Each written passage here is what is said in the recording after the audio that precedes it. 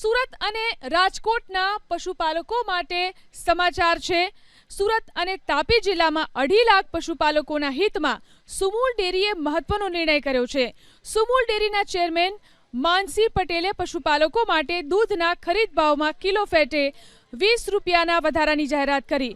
સુમૂલ ડેરીએ ભેંસના દૂધના ખરીદ ભાવમાં 20 રૂપિયાનો વધારો કરી 850થી વધારીને 870 કર્યા, જ્યારે ગાયના દૂધના ખરીદ ભાવમાં કિલો ફેટે 20 રૂપિયાનો વધારો કરી 810થી વધારીને 830 રૂપિયા કર્યા।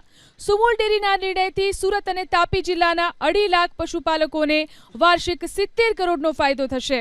આ તરફ રાજકોટ જિલ્લા સહકારી દૂધ ઉત્પાદન સંઘે પણ દૂધના ખરીદ ભાવમાં કિલો ફેટે 10 રૂપિયાનો વધારો કર્યો છે।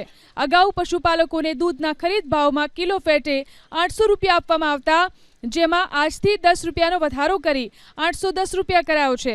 આ નિર્ણયથી રાજકોટ જિલ્લાના 50,000થી વધુ પશુપાલકોને ફાયદો થશે।